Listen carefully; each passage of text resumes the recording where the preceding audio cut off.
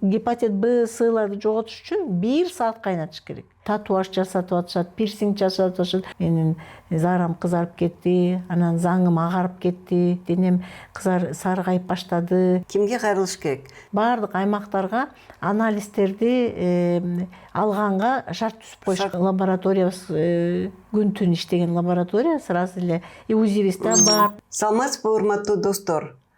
Бүгүн биздин конокто врач, инфекционист. Атайын ушул 28 июль күнү гепатиттер менен күрөшүү күнү бүткүл дүйнөлүк медицина коому же адамзат деп айтсак да туура болот. 28 июль гепатиттер менен күрөшүү күнү болуп эсептелет. Анткени ушул күнү америкалык окумуштуу врач Барух Бламберг деген гепатит Б'ны вирусун далилдеп чыгыптыр. Бүгүн бизде конокто сыйлуу урматтуу доктор Халида Кожоназаровна айым. Бүгүн ушул гепатиттер боюнча атайын сүйлөштүк элеке. 28 июль күнү деп мына бүгүн болсо 27-си. Ошо сиз айтып берсеңиз, эмне проблема болуп атат бизде? Мынакей бул эми бүткүл дүйнө жүзүндөгү проблема экен. Ал эми Кыргызстанда акыбал кандай? Мүмкүн бизде жакшы болуп баратабы же кандай дегеле? Саламатсыздарбы, урматтуу көрүүчүлөр?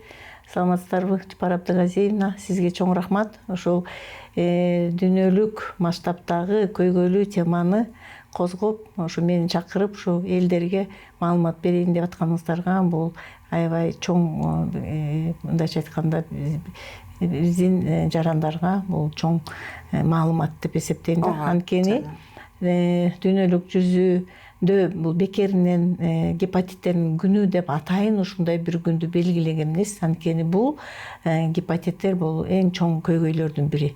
Инфекциялык оорулардын, мен айтып кетет элем, ушул курч мүнөздөгү оорулардан жанагы респиратордук инфекция деп коебуз, ага дагы ковид кирип калды, билдике кандай ал проблема экенин.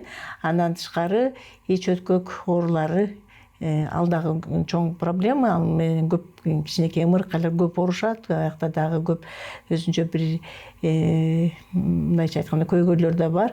Эми андан кийинки эле 3-орунда турган бул биздин ушу вирустук гепатиттер болуп эсептелет, инфекциянын оорусунанчы. Анткени бул өтө бүткүл дүйнө жүзүндө таркаган. Ошол менен катар эле Кыргызстандагы дагы ушу гепатиттердин проблемасы, көйгөйлөрү көп болуп эсептелет.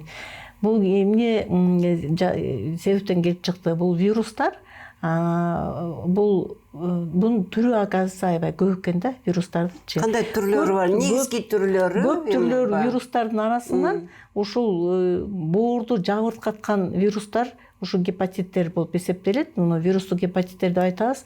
Анын биздин Кыргызстанда 5 түрү аныкталган да. Аныкы А гепатит деп айтабыз, Б гепатит деп айтабыз, С деп айтабыз, Д деп айтабыз, Е деп айтабыз да. Ошо 5 түрүнүн гепатит А жана Е түрлөрү бул ооз аркылуу, кир кол аркылуу, жашылча жемиштерди жуубай, тамак аш аркылуу, суу аркылуу жуга турган гепатиттер. Бул А гепатит менен Е гепатит болуп эсептелет дагы. Булар негизи курч мүнөздө өтүп кетет. Көбүнчө бул гепатиттер менен жаш балдар оорушат. Алар кантип жугушат? Ошол эле жаш балдардын дагы мындай карап көрсөк, ошол жанагы кичинекей балдар 2 жаштан баштап 14 жашка чейинки балдар көп оорушат экен да. Анткени 2 жаштан баштап биз балдарды бала бакчага берип баштайбыз. Бала бакчада ошол жерде биз билебиз, садикте дагы бизде көйгөйлөр бар, аякта деген орун жетишпейт. Бир группада, бир тайпада 20 бала болуш керек болсо, аякка 40 балдар барышат. Анан ошончолук тыкыз мамиледе болушат дагы. Анан алар эмнени чогуу ойношот, оюнчуктар менен чогуу ойношот. Биз билебиз, балдар аны болсо оозуна салышат. Ар бир баланын адаты бар, бир нерсени айтып коет, мир познается у детей эмне деп коет, ооз аркылуу, вкус деп коет го, ошону оозго салып анан билишет, бул ачуу, таттуу, жумшак, катуу дегендей кылып оозуна салып билишет. Анан ошону оюнчуктун баарын оозуна салат. А оюнчуктар бул ар бирге индивидуальный мындай өзүнчө оюнчук бербейбиз да. Чогуу ошол эле бир оюнчукту ошол жерден баардык балдар кармалашат. Анан кээ бирлери колун жуубайт, кээрлери ооруп келип калышы мүмкүн бала бакчага. Анан ошентип таркап кетет дагы. Ошол мезгилде 2 жаштан баштап анан 14 жашка чейин бул эмеге балдар мектепке барган учурга туш келет да. Демек бул оорулардын симптомдору өтө деле катуу болбойт экен да? Негизи биз азыр эметип атабыз да, байкап атабыз да, акыркы жылдары biz гепатит А, анан гепатит Е деп атпайбызбы? Е көбүнчө суу аркылуу жугат. Суу аркылуу у нас эмеде түштүк тарапта көп кездешет. Эми акыркы жылдары Е гепатиттер жок кесе болуп калды. Анткени сууну көбүнчө азыр элдер тазаланып, жанагы водопроводный, канализация ошо жакшы эле өздөштүрүлүп баратат. Анан арыктан суу ичкен айылдар аз эле калды да, жок кесе. Болбосо деле азыр элдер түшүнөт, арыктагы сууну кайнатып ичиш керек, булактын суусун кайнатып ичиш керек. Ошон үчүн аз чанда эле кездешет, жок кесе болуп калды. А гепатити бул сезондук оору деп эсептелинет дагы. Сезон деген бул күз мезгилинде, анан ошол кыш мезгилдерине туш келет да. Күз мезгилинде баягы жер жемиштердин баары бышып, бүтүп, анан кийин баягы кээде жуубай жейбиз, кээде жууп жейбиз. Анан кийин жай мезгилинде баары балдардын көпчүлүгү сууга түшөт, көлмөлөргө түшөт. Анан балдарды билебиз да, алар сууну жутуп алышат. Анан суу деген көлмөлөрдөгү суулар таза эмес болот. Аяка баардыгы тең ар кандай нерселерди таштап коюшу мүмкүн. Анан ошол жерден вирустар ошол жерде көбөйүп, анан баягы суу менен организмге кирип, анан күз мезгилинде инкубационный период деп коебуз. Ошол гепатит А менен Эники 14 күндөн баштап 45 күнгө чейин созулат. Демек азыр ысык көл сезону болуп атат. Ошого абайлаш керек деп айтыңыз керек. Ошол көлгө түшсөңөр дагы мындай балдарды этиаттап, сууну жутуп албагыла. Анан кийин жер жемиштерди жанагы биз көлдүн жегенде ар кандай нерселерди сатса, ошолорду этият кылып абайлап жеш керек да. Жууп жеш керек. Анан ошол эле жер жемиштерди биз баары эле арыктагы сууга жууп жесек, ал деле арыктагы суу өзү негизи кайнатылбаган сууда. Ал ошо жер жемиштерде деле калып калат вирустар. Анан ошону жешет. Мен мына сууга жууп алдым деп, ал таза суу эмес. Анан вирустар ошол жер жемиш менен кирет, кир кол аркылуу кирет организмге. Анан киргенден кийин анан бир канча убакыт өтүш керек да. Ошо эң азы дегени 45 аз дегени 14 күн болот, анан узагы 45 күн. Анан ошентип баягы жай мезгилиндегилер ошо күз мезгилине ооруп башташат да. Биз мына сентябрдан баштап, августтун аягынан, сентябрдан баштап мына больнойлордун ошо бизге келген бейтаптар көбөйө башташат да. Анан биз айтасыз, уже башталды, сууга түштү, жай менен жер жемиштерди жешти, анан башталат. Анан кыш мезгилге чейин бирине бири жугуп баштайт. Баягы сентябрда окуу башталат, садиктер башталат. Анан баягы жашыруун мезгили деп коебуз, инкубационный периодунда алар каяка барышат? Садикке барышат, мектепке барышат.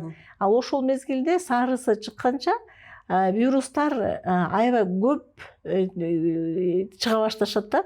Ошол эле заңы менен, ошол эле мачасы менен, зарасы менен, жанагы шилекейи менен. Анан кийин садикке барганда, мектепке барганда столовойлор барат, ашканаларга барышат, стаканда суу ичет. Анан ал жакшы обработка болбой калса, анан кийин бирине бири бизде кээде балдарды карасаңыз сууну ичишет. Анан бирине сен ичесиңби, мен ичесимби деп берип коюшат. Ошон үчүн сөзүңүзгө аралжы биздин көрөрмандарга айтып кетели. Дагы жолу кайталап кетейин. Халида Кожоназарынын айтканын эсиңерде болсун. Азыр как раз жуга турган маал экен. Ошон үчүн өзгөчө көлмөлөрдө, ошол эле кумда ойноп аткан жерде гепатит А вирусунун козгоуштары болушу мүмкүн экен. Мүмкүн. Абайлагыла. Жер жемиштерди. Анан ошол үчүн этият болуш керек да. Ошол жерден биринин стакан менен бири суу ичпей, ар биринин өзүнчө болуш керек. Анан кийин ошондо жууп калгандан кийин анан барып ооруп башташат. Анан садикке баргандан кийин бир бала ооруп келсе, садикте 20-30 бар. Анан алардын баарын контакт кылат дагы, анан алар ооруп башташат. Ошентип биринен бири цепной реакция деп коебуз. Анан тиги дагы садикке келип, анан экинчиси, анан үчүнчүсү ошентип отуруп, анан келе башташат. Бир садиктен келсе, эми дагы келет болуш керек. Уже значит, аякта бул бала бардыбы? Группасын изилдеп, ушинтип көңүл буруп, уже карап туруш керек. Анан башталышы алардыкы гепатит А менен Е деген курч мүнөздө өтөт. Булар өнөкөткө өтүп кетпейт. Хронический стадия болбойт. Ошо убагында дарылап, убагында режимди кармап, ооруп калгандан кийин дароо кайрылып больницаларга, врачтарга, анан жеңил түрү болсо үйүндө обязательно биз айтып коебуз, режимди сакташ керек, диетаны сакташ керек. 6 ай диета деп айтабыз. Белгилер кандай болот? Ошондо айтып коюп кетесизби? Ошол гепатит, ошо курч мүнөздөгү гепатиттер ар кандай болуп башталат да. Кээ бирлери гриппоподобный синдром деп коебуз. Грипп сыяктуу ушу жанагы гриппте мындай температура болуп, баш ооруп, анча-мынча жанагындай мурдунан суу аккансып, ушинтип башталат дагы. Анан кийин барып, ушундай 3-4 күн созулат дагы. Анан 3-4 күн өткөндөн кийин анан мачасы кызарып баштайт, көздөрүнүн каректери саргайып баштайт, анан денесине сары чыгып баштайт. Баары эле ошол мезгилде, жок, ошол мезгилдерде анан ата-энеси сезип калат, чөтү балам кускусу келип атат, температура болуп атат. Ошондо алар анан доктурга кайрылышат да. А биринчи температура башталганда, шалдырап баштаганда, же кусуп баштаганда, сарысы чыга электе, алар грипп сыяктуу болсо, балам грипп болуп атыптыр, температура болуп атат деп, кээде туура эмес даже дарылап өстө самолечение алып башташат да, ошо сарыкты наоборот күчөтүп алышат. Анткени биз билебиз, сарык болуп атканда эч качан антибиотик бербеш керек. Ал даже противопоказаниясы бар да, анткени боорго антибиотиктер жакпайт, наоборот, сразу тескерисинче күчөтүп ийет. Ошол мезгилдерден этият болуш керек да. Ошону дагы жолу кайталап коюңуз, урматтуу ата-энелер деп, өзүңөр аптекага барып, өзүңөрчө дарыланганга болбойт. Эң жок дегенде өзүңөрдүн участковый врачка кайрылып, ошолор менен кеңешип караш керек. Ошол мезгилде жанагы ооруну биз билбей күчөтүп алышыбыз мүмкүн да. Ал кишечный синдром деп коебуз, ошондой да түрү бар. Ал кандай болуп башталат? Ал кусат, бала ооруп башталганда, аппетити жоголот, такыр тамакка тартпайт. Апасы тамак жасап атса, кускуса келет, ошо жырткы эле, тамактын жыртынан деле. Анан такыр тамактан отказ кылып, анан кусуп, анан ичи өтүп кетет. Ошол мезгилде билбей ата-энеси бунун ичи өтүп атыптыр деп кайра ичи өткөктүн дарысын берип, анда дагы туура эмес баштап алышы мүмкүн дагы, анда да күчөтүп алышы мүмкүн. Муну биз кишечный синдром деп коебуз да. Ошондой синдром менен да башталат. Анан дагы астено-вегетативный деген түрү бар. Ал астено-вегетативный бала чарчагансып, эчтекеге табити тартпай, шалдырап, настроенияси жок, ойногусу келбей жата берет. Тургусу да келбейт. Анан ата-энеси таң бул балага эмне болду? Эчтеке чуркап жүрөт бала деген бала, чуркайт, ойнойт, жака бияка. Ал болсо жата берет шалдырап. Анан кээде айтып коет, ичим ооруп атат дейт. Анан караса сарысы кийинчирээк чыгат. Кээде даже чыкпай да коюшу мүмкүн да. Анда дагы ата-энеси билбей башка бир дарыларды берип, бул эмне болуп атат деп же өтүшүп кетиши мүмкүн да. Эми жөн эле чарчап атса керек, же мындай болсо көңүл бурбай, анан ошондо кээде кеч кайрылып калса, анан эмне менен бүтүшү мүмкүн? Бул өтүшүп, анан бала көбүрөөк узагыраак ооруп калышат да, туура эмес убагында кайрылбаса, диетаны деле сактабайт да, шалдырап жата берсе, туура эмес тамактарды берип коюшу мүмкүн ата-энесичи. Сөзсүз эле больницага жатыш керекпи? Ошол жөнүндө айтып кетиңизчи.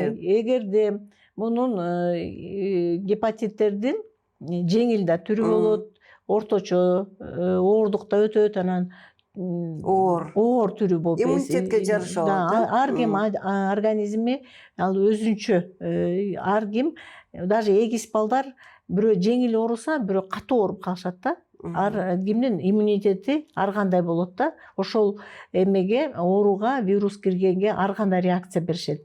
Кээ бирлер айтат, бул балам ойноп эле жүрөт, тиги балам аябай катуу болуп атат. Ал экөөнүн вирусу бирдей эле чыгып атат. Экөө тең А гепатит менен ооруп атат, бирок ар кандай болот да. Индивидуальный организм ар кандай реакция кылат вирустаргачы. Ошон үчүн жеңил түрүн биз больницага жаткырбайбыз. Ал только врачка көрсөтүп, врач диагнозун коюп, тактап, анализдерин алып, анан айтат, бул жеңил түрү экен, үйдө жатсаңар болот, бирок диетаны сактайсыңар, көбүрөөк жаткырасыңар, баланы ойнотпойсуңар, мектепке же бала бакчага барып аткан болсо баргызбайсыңар, таза айыкмайынча үйдө болот. Анан кийин үйдө карантин болот, анан үйдө өзүнчө идиш аягын бөлүп коесуңар, сүлгүсүн бөлүп коесуңар, тарак, жанагы өзүнүн тиш жугуучу мочалкасы болот, баарын бөлүп коесуңар да. Калгандар менен контакт болду да. Эгерде үй бүлөдө 1 эмес 2-3 бала болуп калышы мүмкүн, 3-4 бала болуп калышы мүмкүн. Калгандарын жакшы көзөмөлгө алыш керек. Көзөмөл деген эмне? Ошолун биз билебиз да, ошо 14 күндөн 45 күнгө чейин калган балдары бул менен контакт болду. Контакт болгондо аларды караш керек. Анткени биз билебиз, бул гепатит деген жугуштуу. Ал кандай жукту? Булар чогуу оюнчуктарды ойношту, чогуу нерселерди кармады, чогуу тамактанышты, чогуу ошол эле дааратканага киришти. Кээ жууду колдун, кээ таза эмес жууду, кээ чала жууду дегендей. Анан ошол калган балдарын аябай жакшы көзөмөл кылыш керек. Өзгөчө кары кишилерди, боюнда бар. Анткени биз билебиз, бул гепатит деген сөзсүз түрдө сарык десек, сарык деп коебузбу эми кыргызча? Боткина деп айтылчу. Боткина деген дагы жанагы российский ученый врач Боткин деген дагы, ал дагы ошол эмеге вирусту таап чыккан үчүн, ошолду аныктаган үчүн ошол Боткина деп эски аты. Анан ошол себептен башка балдарды билишибиз керек да. Бул контакт болгон, бул ооруп калышы мүмкүн. Ата энеси билиш керек дагы. Мунун грипп сыяктуу түрү бар. Температура болсо врачты чакырыш керек. Балким ушул грипп эмес эле, сарык башталып атат. Ичи өтүп калышы мүмкүн, кусуп калышы мүмкүн, шалдырап жатып калышы мүмкүн. Температура чыгышы мүмкүн, чыкпашы мүмкүн, сарысы чыгышы мүмкүн, чыкпашы мүмкүн деген эмени билиш керек. Биздин ата энелерибизчи, ар кандай түрү болгондуктан, эгерде баланын настроениясы жок болуп, эчтеке табити татпай, шалдырап, ойногусу келбей жатып калса, деп шекшиш керек. Ушул бала ооруп жаткан жокпу Боткин менен? Мен доктурга көрсөтүп коеюнчу, анализ тапшырып коеюнчу, балким ушул оору башталып аткандыр деген ой келиш керек дагы, доктурга көрсөтүш керек. Анан доктур аныктап берет.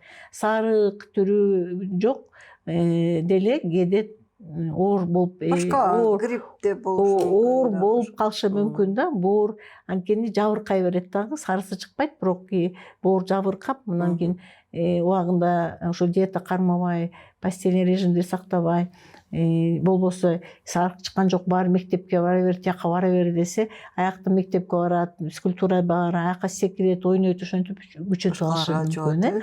Ушундай түрлөрү бар. Анан ошо көпчүлүгү убакта булар айыгышат балдар. Анан айыккандан кийин иммунитет пайда болот. Бир жакшы жери иммунитети түбөлүктүү болот, туруктуу болот.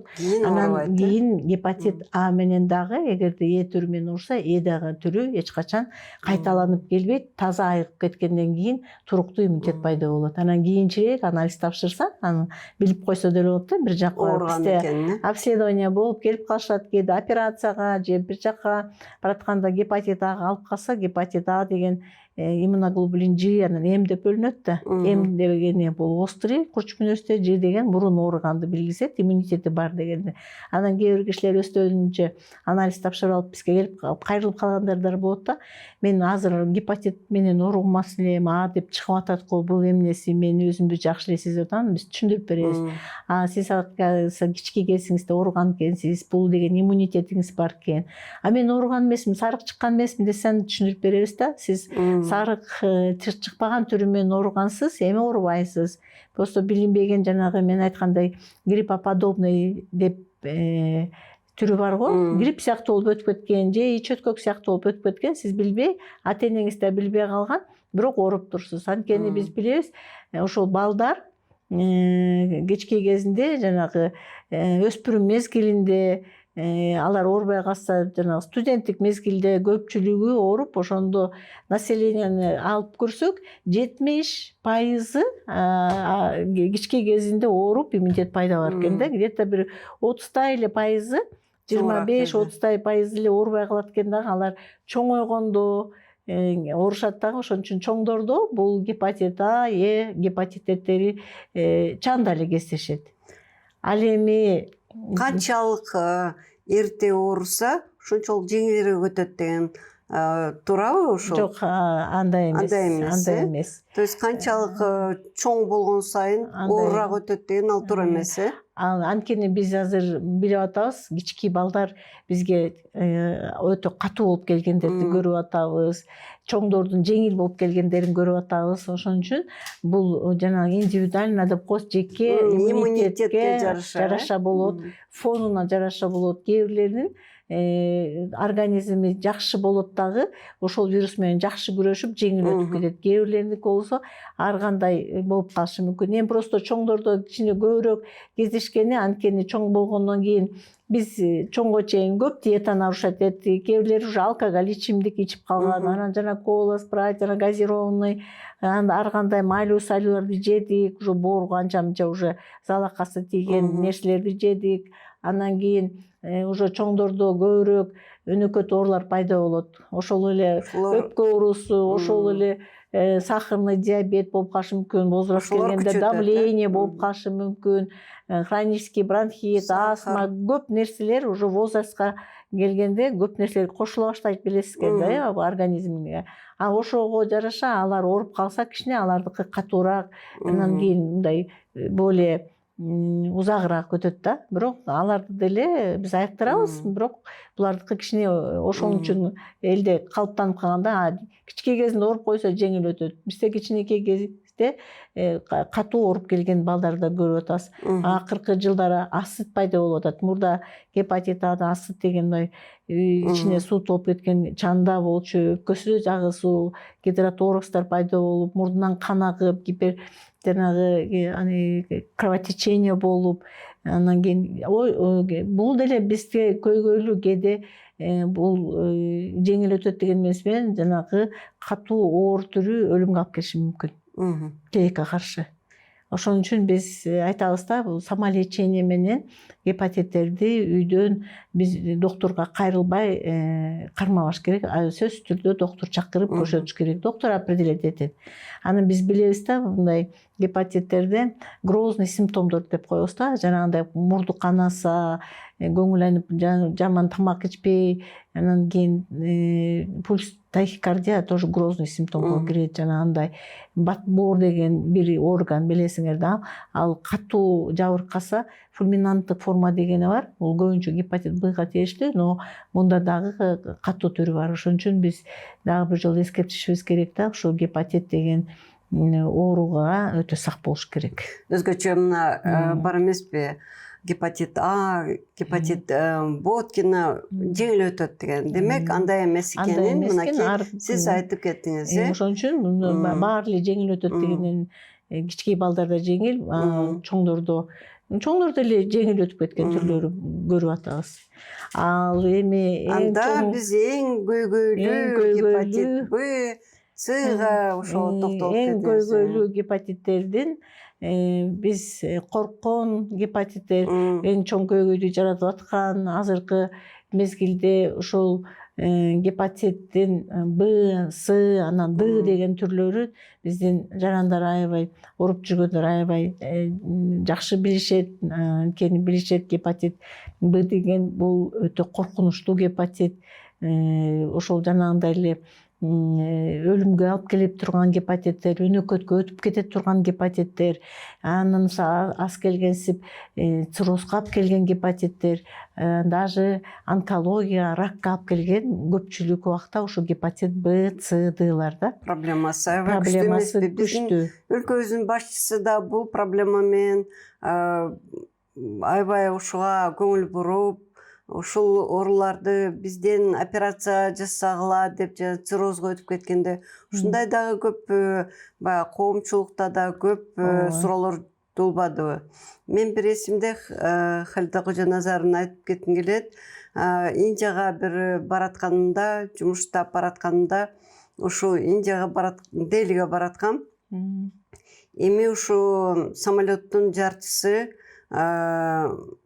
цирроз болуп, гепатит болуп, анан бир киши жанында экөө сопровождать этип баратабыз оорулууну, ошол жакта дарыланып атат эле, ошол жактан операция кылып атат эле деп, ушуну анан кийин көрсө ушул масштаб өтө эле көйгөйлүү экенин алда көрсөтүп турду да ушундо. Туура айтасыз, Барабда Газиевна. Бул да гепатиттер, ушул гепатит Б, С, Д деп атпайсызбы? Бул биз жанагы А гепатит менен айттык го, кир кол аркылуу жугат. Анан жанагындай таза эмес жер жемиштерди жегенде жугат, анан суу аркылуу жугат. Бул энтералдык гепатиттер деп коебуз, ооз аркылуу жуккан. Ал эми гепатит Б, С, Д'лар булардын жугуу жолу такыр башкача. Булардын жугуу жолу негизинен ошол пар энтералдык деп коебуз, ооз аркылуу жукпайт, бул кан аркылуу жугат, операция аркылуу жугат. Жыныстык жол менен. Эгерде инструменттер, медициналык инструменттер таза, жакшы стерилизациядан качественно өтпөй калса жугат. Анткени бизде билебиз, медицинада операция кылганда жанагы стоматологиялык инструменттер, хирургиялык, урологический, гинекологический, косметологиялык бүт эле инструменттер биздики көп жолу колдонулчу инструменттер. Ошон үчүн аларды аябай жакшы обработкадан өткөрүп, правиласы менен өткөрбөсө, вирус туруктуу. Эгерде вирус гепатит Б'ны алсак, кайнатабыз го. Мурда кайнатчыбыз, азыр кайнатпай эле автоклавка берип атчабыз. Кайнатканда бул вирусту жок кылыш үчүн кайнап чыккандан кийин 1 саат кайнатыш керек. Кайнап чыккандан кийин, эгерде 30 мүнөт, кээ бирлери 30 мүнөт кайнатып коюшу мүмкүн, 35 мүнөт кайнатып коюшу мүмкүн. 30 мүнөттө бул гепатит А жок болот. А гепатит Б, С'ларды жоготуш үчүн 1 саат кайнатыш керек. Мунун туруктуулугу ошондон. Муздак жерде бул жылдап сакталат. Кан таап калган жерге 3 айлап тура берет. Жанагы биз тырмак алып аткан маникюрный наборлор бар, ар бир үйдө, бритвалар бар, ар бир үйдө. Жанагындай мочалкалар бар, анын тиги жуунасың, кээ бирлеринин денелеринде ачык жара болсо, аякта кан агып, ошол жакта калып калат дагы. Андан кийин эгерде бир мочалка илинип турса, үй бүлөдө канча кишиде ошол мочалка менен жуунса, бирөөндө болсо экинчисиге өтүп калышы мүмкүн, эгерде денесинде жанагындай жаракаттар болсо. То есть бул эмнени билгизет, только инструмент менен эмес, бытовой аркылуу жукса да болот, жуктуруп алса болот. Мына азыр маникюрный салондор көп ачылып атат, жанагы татуаж жасатып атышат, пирсинг жасатып атышат. Ошолордун баары тең эле баардык инструменттер аябай эме болуш керек. Эркек балдар парикмахерскийге барышат. Анан сакалдарын алдырат, чачтарын алдырат. Эгер кесип алса, ошо инструмент менен случайно, ал дагы инструмент деген стерильный эмес. Канды эметип алды ужечи. Терини кескенде кан чыгат, ал ошол жакта вирус бар болсо калып калышы мүмкүн. Ал мизерный эле доза уже вирус гепатитти жуктурат. Ал эми андан башка түрү дагы жыныстык аркылуу да жугат. Андан тышкары энеден балага өтүп кетиши мүмкүн бойдо жүргөндө. Ошонун эме таркоо жолдору көп болуп атпайбы? Ошол себептен өтө этият болуш керек. Ошон үчүн бизде ошо гепатиттерди жуктуруп алгандар өтө көп да. Мунун дагы курч мүнөздө өтө турган түрү бар, анан өнөкөткө өтүп кеткен түрлөрү бар. Курч мүнөздө адам өзү билип калат ооруп атканынчы, анткени жанагындай симптомдор пайда болот.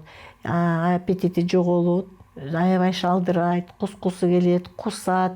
Андан кийин жанагынтип заарасын өң өзгөрөт, кызарып кетет, жанагы чайдын өңүндөй болуп калат, кочкулураак болуп калат. Анан такыр эчтекеге көңүлү чаппайт. Анан барып жанагынтип көздөрү саргайып, денеси саргайып, анан кийин ошондо анан биздин бейтаптар бизге келе баштайт. Мен сарык болуп калдым окшойт, менин заарам кызарып кетти, анан заңым агарып кетти, денем саргайып баштады, шалдырап атам деп кайрылышы мүмкүн. Эмеде ошондой кезде сиз кеңеш берип коесузбу? Кимге кайрылыш керек? Сизге кайрылыш, сиз инфекционный больницада иштейсиз. Ал эми мисалы бир Баткен бир районунда турса, ал кимге кайрылыш керек? Ошол жөнүндө айтып кетсеңиз. Ал эми Баткенде, например, мисалы Баткенде инфекционный больница жок, биз билебиз. Баткенде жанагы аймактык оорукана бар. Анан ар бир айылда болбосо дагы ошол айылдын центрлери бар. Ошол жерде үй бүлөлүк дарыгерлер тобу бар. Ошол үй бүлөлүк дарыгерлер тобуна кайрылыш керек. Айтыш керек, мен ушундай өзүмдү жаман сезип атам деп кайрылганда, аякта деле азыр бизде бир жакшы жери баардык аймактарга анализдерди алганга шарт түзүп коюшкан. Шарт түзүлгөн, алар ошо болгон анализдердин баарын алып беришет. Ошо гепатиттин түрлөрүн алса болот. Печёночный тести деп коебуз, жанагы анда кайсыл анализдерге тапшырса болот? Ошону бир айтып кетесизби? 1, 2, 3 деп. Сөзсүз түрдө биз айтып коебуз, эгерде ошол сарыктын белгилери башталса, мен айтып өткөндөй элечи, өзүн жаман сезсе, билип калса, например, ушул сарыктын эмелерин угуп жүрүшөт да, симптомдорун. Аппетити жоголот, шалдырайт, тамакка табити тартпайт, зарасы кызарып баштайт, заңы карайт, өзгөчө эртең менен эмесе заңдары өзгөрүп баштайт, кээ бирлер ич ооруп башташат.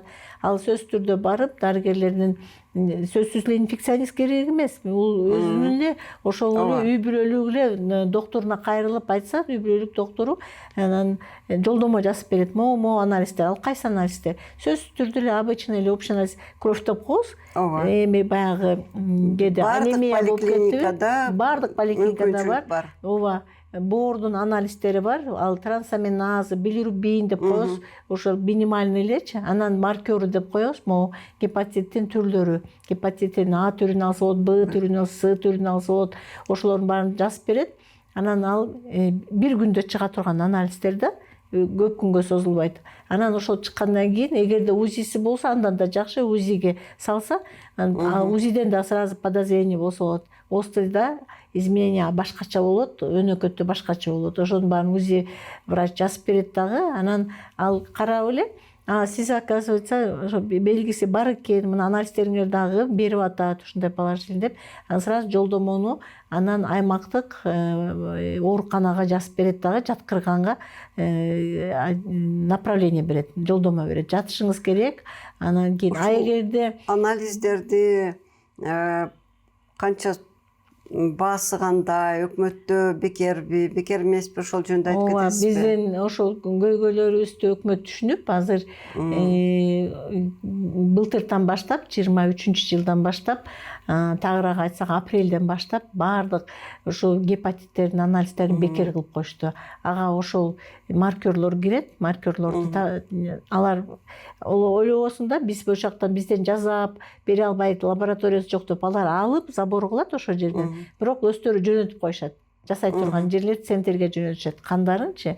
Ошон үчүн ошол аларды бейтаптын өзүн жөнөтпөй, сизде тияка барып анализ тапшырып келбей, только забор кылышат, алып беришет, анан өздөрү жөнөтүшөт. Анан ошолорду жакшы кылды да өкмөт. Ошол биздин Ошон үчүн баардык шарттар түзүлгөн да ошолорду алып жөнөтүп анализдерди жөнөткөнгө ошол маркерлордо бекер болуп калды. Ошол эле турган жеринен анализ тапшырат экен, ошол жерден результатты ошол жерден алат экен. Эгерде түшүнүксүз болсо, анда уже Бишкекке жиберет, сизге келишет. Же болбосо аймактык дарыгерлер бар. Эгерде ошол алысыраак бир кыштакта жашаса, аякта жанагындай аймактык болбосо, аяктын ар бир райондук аймактык оорукана бар, ошол жака жөнөтүшөт. Аякта терапия бөлүмү бар, детский ар кандай бөлүмдөр бар, ошонун эле инфекционный бөлүмү бар. Ошол инфекционный бөлүмдө ошол жерде эле айыктырса болот. Эгерде аякта деле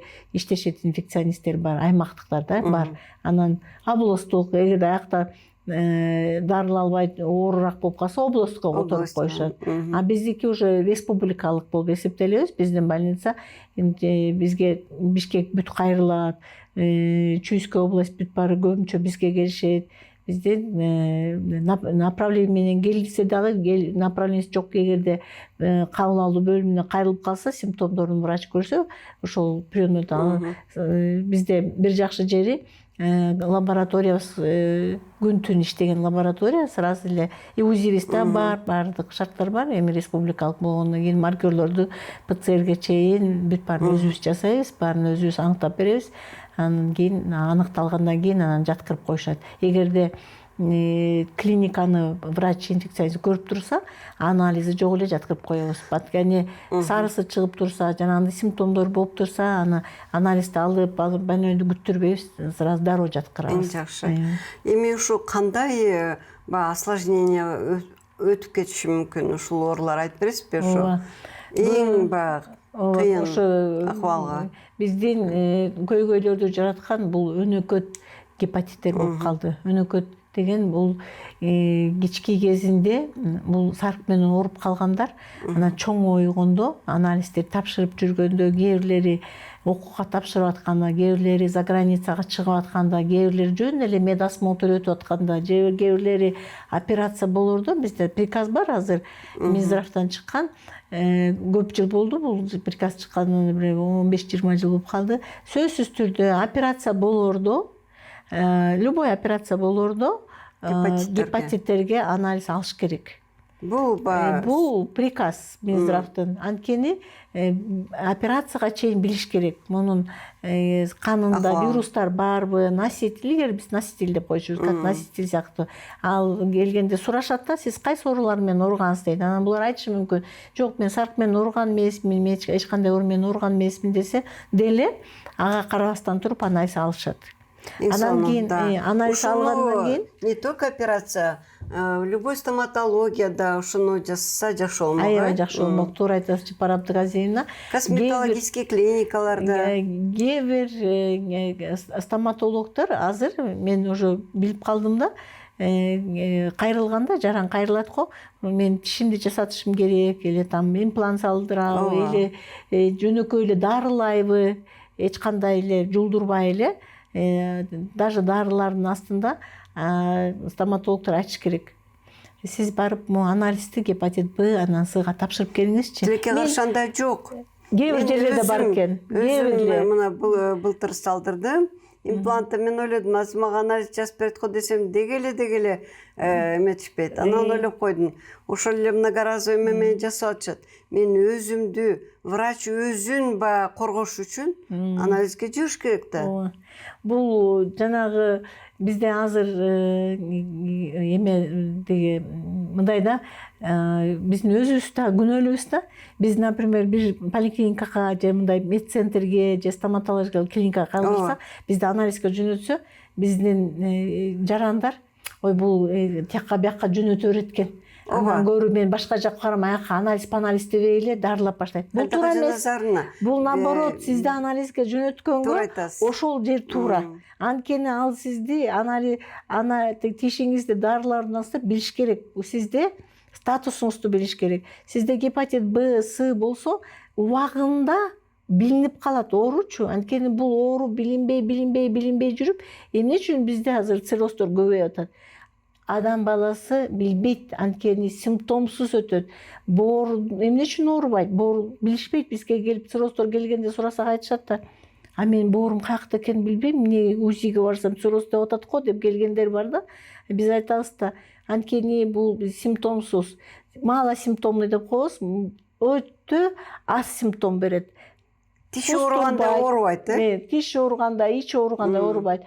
Өтө эгерде прислушиваться этип өзүн аңдып байкаса, бат чарчап, мындай деп коебуз да, биз мындай иш кылбаса деле чарчагансып, аппетит анча эмес, ичи көпкөнсүп, бир мындай майлуураак тамак жеп койсо, ошондой симптомдорду, кээде суставтары, мышцалары ооругансып ката, аны биз туура эмес тамактанып окшойт, ой чарчап калдым окшойт деп доктурга барышпайт. Биздин адамдар качан доктурга кайрылат? Саргайып кеткенде, ичи чоңоюп, ичине суу толуп калганда, эмне менин ичим чоңоюп кетти, мен эмне үчүн тиги кускум келип атат, же кусуп калдым, же мурдум такыр токтобой кан агып калдым деп кеч келип атпайбы? Ошол көйгөй ошондо болуп атат да. Биз гепатиттерди жанагы симптомсуз экенин билгенден кийин биз жарандарга айтып кетишибиз керек да.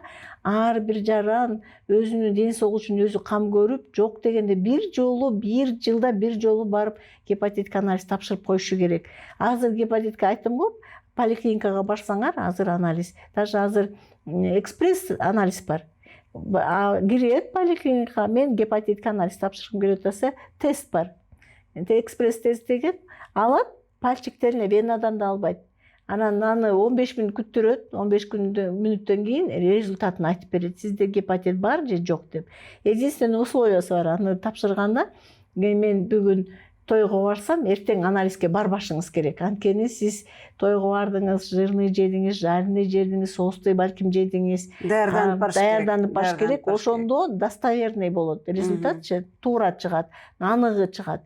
Анан кийин кечээ күнү аябай майлуу тамактар жеп алып бүгүн барган болбойт да. Ошон үчүн биз дагы бир жолу айтып коюшубуз керек, что тестке дагы даярданып, бир 3-4 күн диета кармап, анан барып тапшырса, ал туура эле чыгат. А кээде бизде туура эмес болуп барып алып эле кетип баратып, жолдон кетип баратайм, могу жерде гепатит анализ алат экен, жүр кирип тапшыра калайлы деген, ал туура эмес.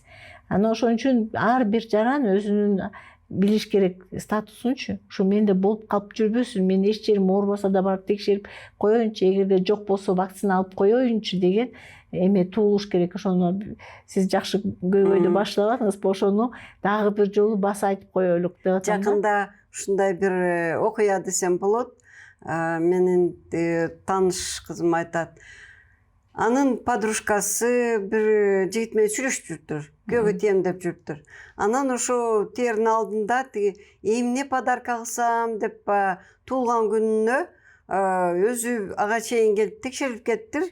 Авиценна клиникасынан. Анан кийин чекап сатып алып туруп, тиги досуна подарить эттир. Ал эми мен ойлойм, багы чет өлкөдө окуп, билип, билимдүү болуп калган адамго депчи. Анан эч кандай оюнда жаман жок эле ошону подарка алып турду. Анан тиги досу жүрүп бир күнү бир сертификаттын аягы убагы болуп каларда, койчу ушул күйүп кетпесин, барып тапшырып коеюн десе, гепатит Б чыгыптыр да.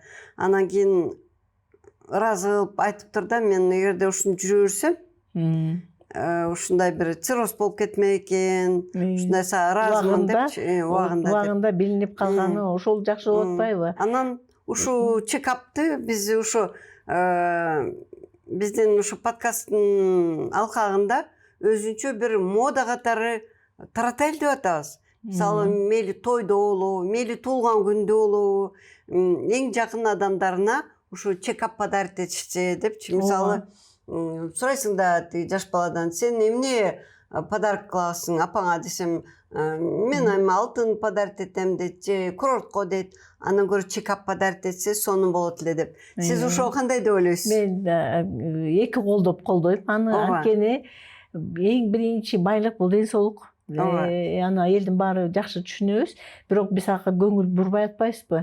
Байлык деп коебуз дагы, сөз менен сүйлөп коебуз, ана деле иш жүзүнө келгенде Андан көрө жакшы барып тиги Дордойдон барып бир Тамаша, көйнөк кийип алайын же ресторанга барып жакшы тамак ичип Халда алайын Кожаназаровна, деген. биздин подкасттын атын түшүнсөңүз, главное ден-соолук деп айтпадыкпы? Ооба, ошону Главное ден-соолук. иш жүзүнө ашырышыбыз керек да. Ооба. Ошо действительно мына эмне үчүн Жапар Абдыгазиевна өлкөлүк өнүккөн эле ошол эле Европа, өнүккөн эле ошо Америкада гепатит Б деген жолукпайт, жок десе.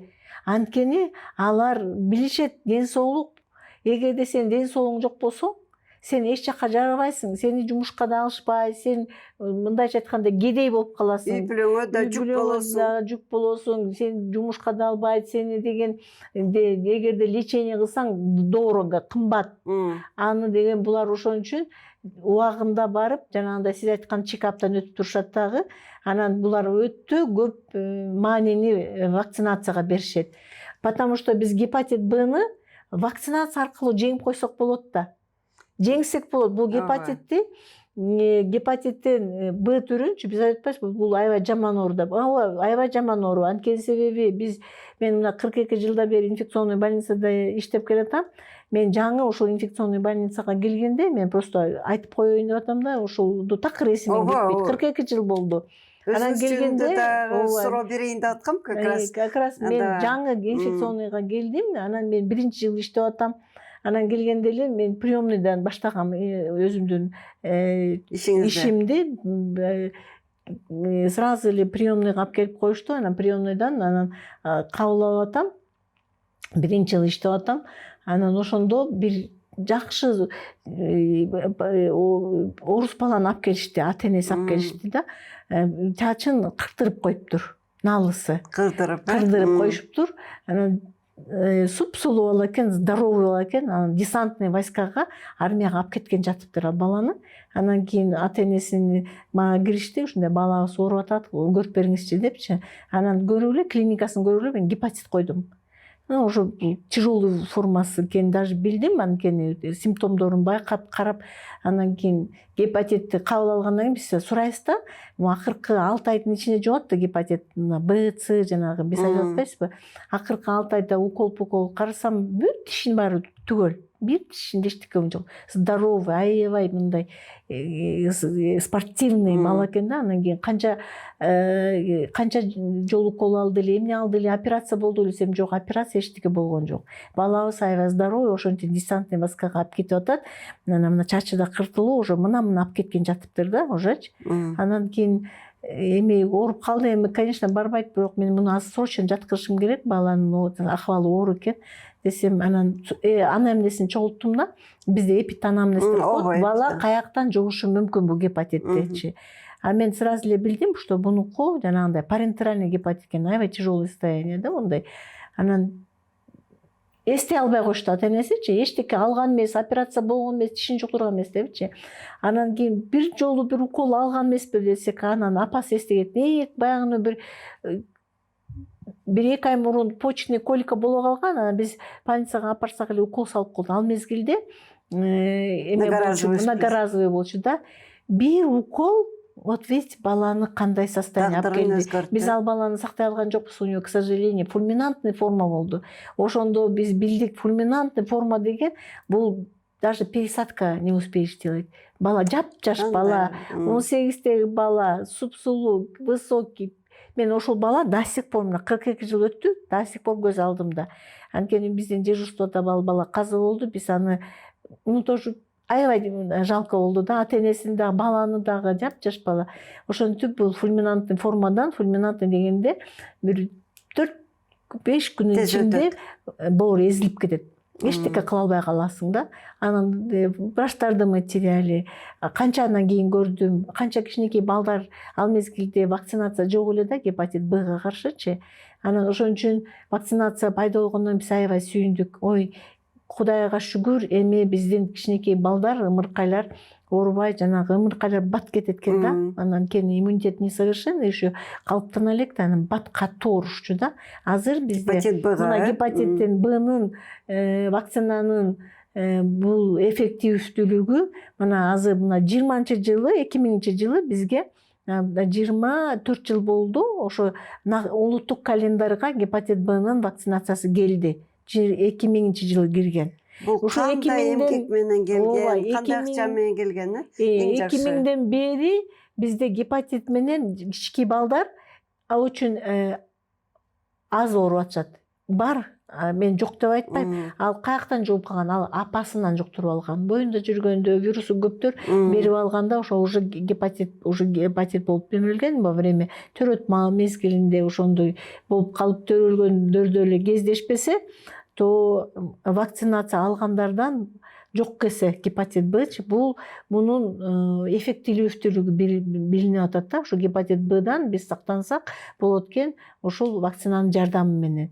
А чоңдор анткени чоңдор төрөлгөндө 2000-ге чейинки төрөлгөн чоңдорду аны вакцина албай калып ошентип тиш жулдурганда, операция болгондо же баягы апасынан жуктуруп алган, бир туугандарынан жуктуруп алган. Бизде семейный случайлар да азыр көп аябайчы. Бир үй бүлөдөн 4-өө, 5-өө, 6-өө ооруп аткандар бар. Апасы ооруса, ушу балдардын баары ооруп аткандары бар. Ушу жугуп калыпчы, атасынан жуктуруп алган бар. Жанагы бритваны чогуу колдонупчу, атасында болуп анан баласы чоңойгондо баласы эметип, анан могу 2000-ден кийин вакцина киргенден бери эметкен, бул эффектилүүтүгүн билгизип атат. Ошон үчүн мен дагы бир жолу баса белгилеп айткым келет, вакцинадан отказ кылбаш керек. Бизде азыр кандай показаниялар бар ушу вакцинация жасагангачы? Религиозный эмелер бизде течение бар. Мен билем, баарыбыз деле Кудай деген кишилербиз, эми бирок Кудай деле айтат, сактансаңар сактайм дейт. Анан кийин жок, бул болбойт экен, бул халал эмес экен деген, ал таптакыр туура эмес. Бул деген гепатитке эч кандай противопоказаниясы жок. Ошон үчүн ымыркай балдар роддомдон төрөлгөндө сайып атышат гепатит Б'нын биринчи дозасын. Ымыркай балдар төрөлдү, сразу роддомдон сайышат. Андан кийин 2 айында, 3,5 ай, 5 айында алат, бүттү. Булар деген 95-99% гепатит Б'дан сактанган балдар болуп эсептелет. Анан булар жашынакай оорубай жүрүшөт. Өнөкөткө ооруп калгандар, бал кички кезинде жеңил тур менен ооруп, паротокозина канчалык жаш кезинде гепатит Б'га жолуктурса, бул 95% өнөкөткө өтөт. Өнөкөткө өтөт. Даже острый болуп билинип ооруса дагы өнөкөткө 95% өтөт. Анткени эмне үчүн өтөт? Бул гепатит ДНК вирус да, а ДНК биз дагы ДНКбыз да. Ал ДНКнын адамдын ДНКсына кирип кетсе, муну биз эч качан чыгара албайбыз организмден. Бүттү, ал уже биздин ДНКбызга отуруп алды. Гепатиттин да ДНКсы бар. Бүттү, аны биз ар бир клеткага кирип алат, ДНК клеткалар, аны биз аяктан чыгара албайбыз. Анан ошолор булар өмүр бою дары ичкенге мажбур. Чтобы циррозго өтүп, оорусу сыяктуу эле. Аны башка суроо, ал кимди дарылаш керек, кимди сиз айтпайсызбы, кимди дарылабаш керек, кимди дарылаш керек. Вот гепатит, биз айттык, гепатит Б, анан С, Д, ошол кан аркылуу, ошо жыныстык аркылуу, жанагы приборлор, медицинский инструменттер аркылуу жугат депчи. Гепатит Сда илгери эмес, эми жакын арада эле аны биз билип калдык. С деген да гепатит бар экенинчи. 94-жылдардан баары эле билип калдык, ага чейин бүт баарын деле биз. Анан Б деп эле билчүбүз да, анан Б чыкпай калса ни Б, ни Б деп, ни Б, ни А, ни Б деп койчубуз. Анан кийин биз ученыйлар С гепатитин далилдеп чыккандан кийин, С деген гепатит да бар турбайбы деп, анан ал гепатитти 12 жаштан баштап дарылачубуз. 12 жашка чейин дарысы жок эле да. Жаңы келгенде биз анан противирусный препарат интерферондор менен дарылачубуз. Андан кийин мына 10 жылдын жүзү болуп калды. Ага аябай эффективдүү дары чыккан, таблеткалар чыккан. Анын побочкасы жок. Мурунку побочка менен болчу да, баары температура берип, аябай жаман переносить этчи. Айыкпайт деген эмеччи эмес. Биз аны билесиңерби, ласковый убийца деп дагы. Азыр гепатит С приговор эмес деп айтабыз. Биз 3 айдын ичинде дарылап коебуз. Эффективдүү дары чыккан. Ошол эффективдүү дары мына бизге көбүнчө азыр индийский дары келет. Бул негизи бул американский дары болуп эсептелет. Эмесичи. Анан баягы индийский бир жакшы жери заводдору, фарм заводдору көп экен. Алар рецептин Америкадан сатып алып, анан кийин баягысы баасын түшүрүп, мына азыр бизге доступный. Азыр өкмөт алып келип берип атат. Гепатит S'нын дарысы бекер. Эгерде гепатит С табылып калса, билинип калса эле ошо анализдерден даже клиникасы жок бирок гепатит С'сы бар, вирусной нагрузкасы бар болсо, ага обострение барбы жокпу биз обязаны дать лекарства и вылечить, потому что биз билебиз гепатит С'ны дарылабай койсок ал жүрүп отуруп циррозго алып келет, жүрүп отуруп ракка алып келет. Ошон үчүн биз аны азыр бир жакшы жери кичинекей балдарды дарылайчы эмеспиз, 12 жаштан баштап только подросток мезгилинде дарылачыбыз. Азыр 3 жаштан баштап дарылайбыз. Аябай эффективдүү, побочкасы аз, ошон үчүн аны доктурлардан качпай, жыл сайын медицинада жаңы өзгөрүштөр, жакшыны көздөй жылыштар болуп баратат. Ошондой эле биздин өкмөттүк больница, поликлиникаларда дагы өкмөт каржылаган мына ушундай жакшы жаңылыктар болуп атат. Акыркы жылдары өкмөттөн аябай көп жардам болуп атат. Эң жакшы, да. Бул эми биздин өлкөбүз жашта, болгону 30да. Эми акырындап финансирование болот деп ойлойбуз. Өнүккөн тиги Европа, Американы айтып кетпедикпи? Аякта эмне үчүн гепатит Б кездешпейт? Аларда эрте башталган гепатит Б вакциналарычы. Алардын гепатит Бга вакциналары бизге мына 2000-жылы келсе, алардыкы 76-77 жылдары эле башталган. Россияда 97 жылдары башталган. Мына бизден эле кошуна Казакстанда 97, бизге караганда 3 жыл мурун баштаптыр. Биз 2000-жылы. Ага дагы биз шүгүр дейлик, что бизге вакцина улуттук календарга бекер кирген. Азыр былтыркы жылдан баштап кички балдарга болчу да бекер.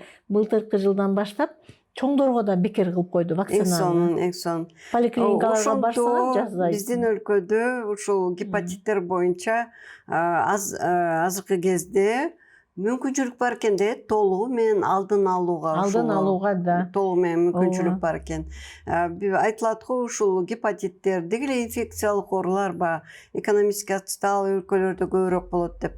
Мен ушул боюнча дагы кандай десем, бир туура эмес деп айтып кетет элем. Анткени биздин өлкө экономикасы сопсонун, жакшы, бул бир гана жетишпеген жери сабатсыздык депчи. Ошол оорулар жөнүндөгү билбестик, мынакей жанагы эле мейли кайсыл өзүбүздүн эле кесиптештерди алайлык, ошол эмне дейт эле, ач карын ток билбейт дегендей, сиз мына баланы айтып кетпедиңизби? Ошо эмне үчүн ошондой болду? Шалакылыктан болду деп ойлойм, сабатсыздыктан болду деп ойлойм. Ал экономикалык жетишпестиктен келип чыккан жок да, Да, еще мен кошумчалап кетет элем да, что ошо кайдыгерликпиз да. Кайдыгерлик, сабатсыздык, билим жок, ошо кайдыгерлик, туура айттыңыз. Ошол биз эгерде үй бүлөдө бир гепатит больной болсо, бардыгы чогуу жапырт барып обследованиядан өтүп, сиз айткандай чекаптан өтүп, анан кийин эгерде ошол эле бир эле үй бүлөдө бир эле болсо, биз билебиз, ал акыры жүрүп баарына жугузуп коюшу мүмкүн да. Бизде идеальный эмеспиз да, баарыбыз теңчи. Баары ар биринин щеткасы өзүнчө, ар биринин мочалкасы өзүнчө, ар биринин кайчысы өзүнчө, ар биринин тарагы өзүнчө, ар биринин сүлгүсү өзүнчө. Биз андайга жетишибиз керек, бирок андайды көпчүлүк жерлерде колдоно албай калабыз да. Аралашып кетет кээдечи. Ошон үчүн биз айтышыбыз керек. Бардыгында айтса, обследовать этейли, вакцина алып койсун. Бүттү. Сразу приживается. Мына сонун айтып бердиңиз, ушу гепатиттер жөнүндө ушундай берилип айтып бердиңиз. Мен эми сизди билем да, сизге приемго кириш үчүн бир күн, жарым күн туруш керек. Сиз мына ушу биздин студияга келип ушундай сонун маалымат айтып берип атасыз. Өзүңүз жөнүндө айтып бересизби кыскача? Кантип ушу инфекционный больницага келип калдыңыз, кантип иштеп калдыңыз депчи? Справка, мен канча жыл болду иштегениңизге? Мен көп билем, көрүүчүлөргө айтып берсеңиз. Мен кички кезимден баштап, мен өзүмдү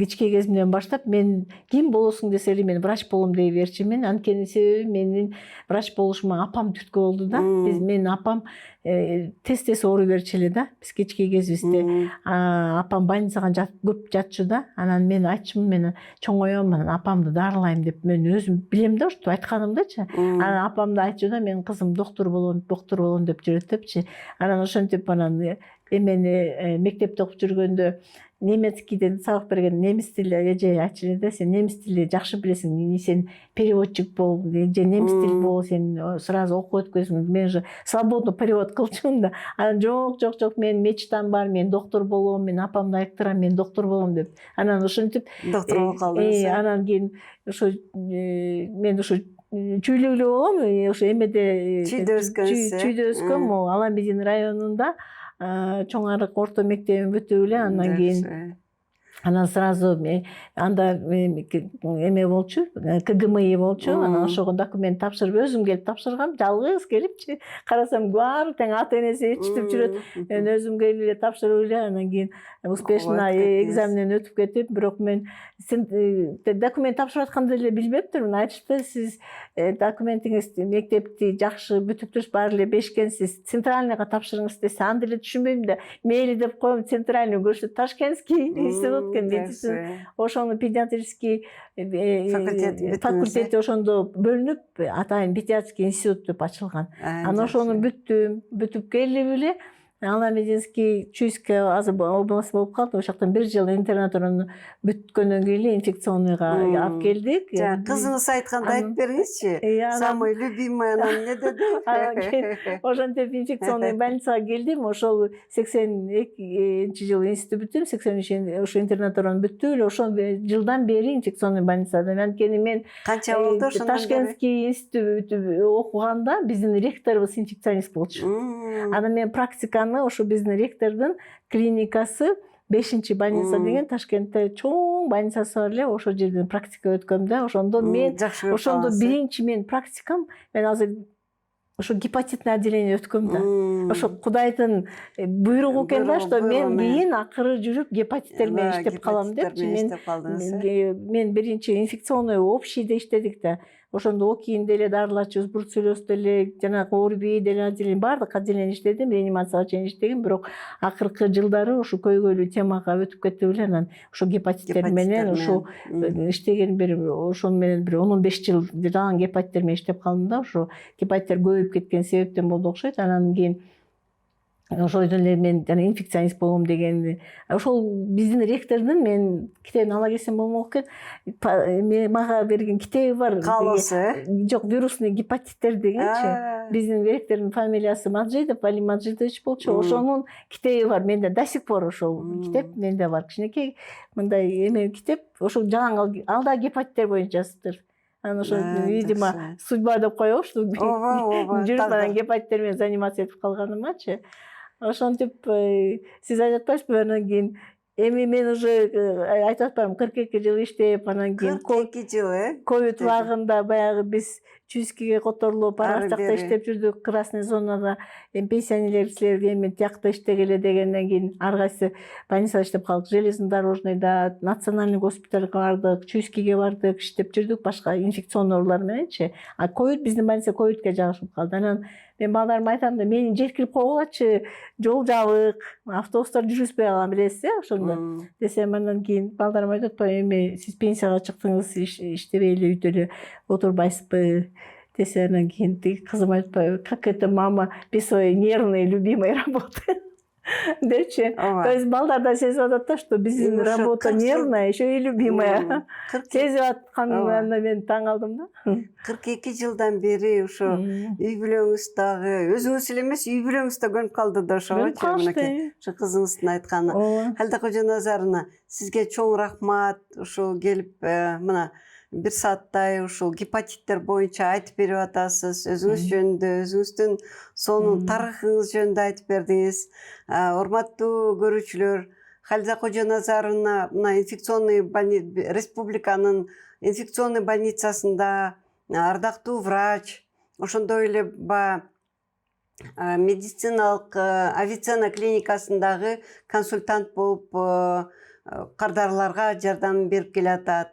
Халидакожо Назаровна, сизге дайыр жолу рахмат, ишиңизге ийгилик, колуңуз ар дайым жеңил боло берсин. Эми кандай десем, ойлоруңуз багы дайыма сиздикин мен билем, мен өзүм да врачмын, бардык врачтардан баарынан сурасам, кандай десем, мен пациентим айыгып кетсе экен деген ойда, ошол айыгып кетсе мага бакыт деп айтышат да. Ошол ойду биздин кардарлар туура түшүнүш керек. Биздин коомдо ошо врачты сыйлабаган киши, демек ал өзүнүн ден соолугун сыйлабаган киши. Ден соолугун сыйлабасаң да өзүн сыйлабаган киши деп эсептейбиз, Халида Кожоназарова.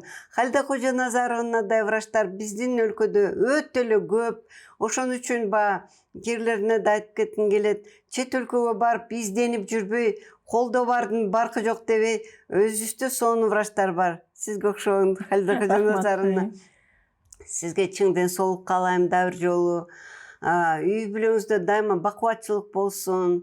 Ушул ишиңизден дайыма эле рахат алып жүрөрүңүз. Чоң рахмат. Мен дагы айтып коеюн, мен дагы көп пациенттер келишет да бизгечи. Аны тоже кошуп переживать этебиз. Кээде кошо ыйлайбыз алар мененчи, пациенттерибиз менен. Мен ошо Чуйскиде иштеп атканда бир пациентим жаткан, көпкө чейин айыкпай аябай кыйналганда, анан ал эмне үчүн баары тең айыгып атат, мен айыкпай атамбы деп ыйлап, студент болчу ал балачы.